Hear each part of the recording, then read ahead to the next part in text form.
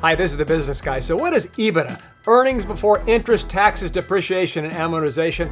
And is it something we can really rely on to value a business?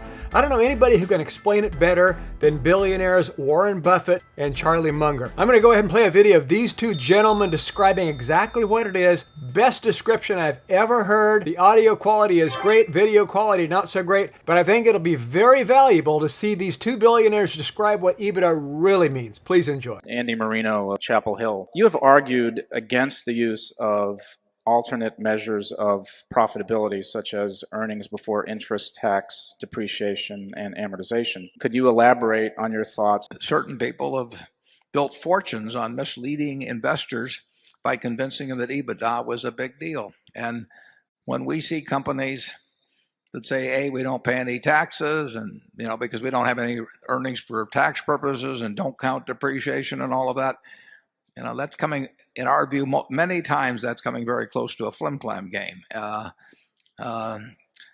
get these people that show me, they want to send me books with EBITDA in it, and I just tell them, I'll look at that figure when you tell me you'll make all the capital expenditures. If I'm going to make the capital expenditures, there's very few businesses where I think I can spend a whole lot less than depreciation year after year and maintain the economic strength of the business. So I think the EBITDA has been a term that has cost a lot of investors a lot of money. You saw it in the telecom field. I mean, the idea that they were spending money so damn fast, they couldn't have it coming in the door fast enough from investors. And then they pretended that depreciation was not a real expense. That's nonsense. I mean, it couldn't be worse. And a generation of investors were sort of brought up to believe in that. We at Berkshire will spend more than our depreciation this year. We spent more than our depreciation last year. We spent more than our depreciation the year before that. Depreciation is a real expense. It's just as much as the expenditure for lights. It's not a non-cash expense. It's a cash expense. You just spend it first. The cash is gone, and it's a delayed recording of cash. Not thinking of depreciation as an expense, though, strikes us as absolutely crazy. I can think of very few businesses. I can think of a couple, but I think of very few businesses where depreciation is not a real expense. Even at our gas pipelines, at some point they'll need repairs, but beyond at some point they become obsolete. There won't be gas there 200 years from now. We know that. So depreciation is real, and it's the worst kind of expense. It's reverse float. You lay out the money before you get revenue, and you are out cash with nothing coming in. And depreciation, any management that doesn't regard depreciation as expense is living in a dream world. But of course, they're encouraged to do that, by investment bankers who talk to them about EBITDA, and then how anybody can turn that into something they use as a metric that talks about earnings is beyond me. Charlie? Yeah, I think you would understand any presentation using the word EBITDA if every time you saw that word, you just substituted the phrase bullshit earnings. I knew he'd do it sooner or later, folks. And the man, he made it through the morning, but never all day. And the man asked the question also, it says, what remaining big accounting troubles exist? The real Lollapalooza is pension fund accounting and to some extent post-retirement medical liabilities. Those are horribly understated now in America, and they're very big numbers. I've looked at financial statements, and you've seen them too in the last few months, where companies are recording pension income in the hundreds of millions while at the same time being underfunded in their pension plan in the many billions. And they just aren't facing up to reality at all, and they don't want to because they don't want to take the hit. And they're this, it's the same mentality as stock option expenses, and they are paying people with stock options, but we pay people with cash bonuses. And I suppose, we might, well, it isn't really true, but we might like it if we didn't have to record cash bonuses as an expense. It's the way we pay people.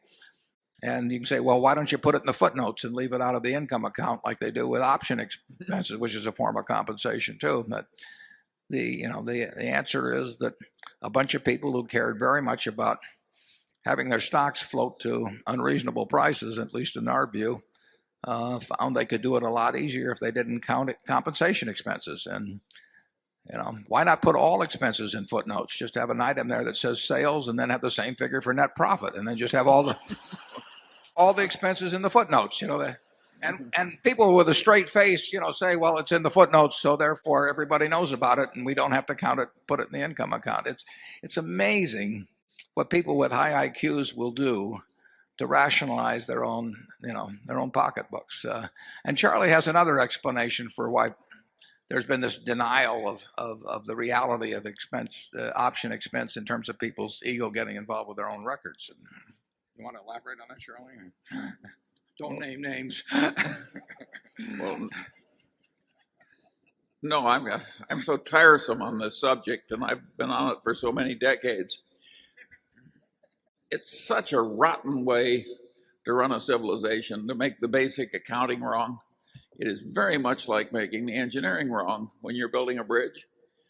And when I see reputable people making these perfectly ridiculous arguments to the effect that it's unthinkable that options be expense, Or it's too difficult to value. well, because it's too difficult to value, or God knows what reason. And a lot of them are people you'd be glad to have marry your daughter. And Yeah, because they're rich, for one thing.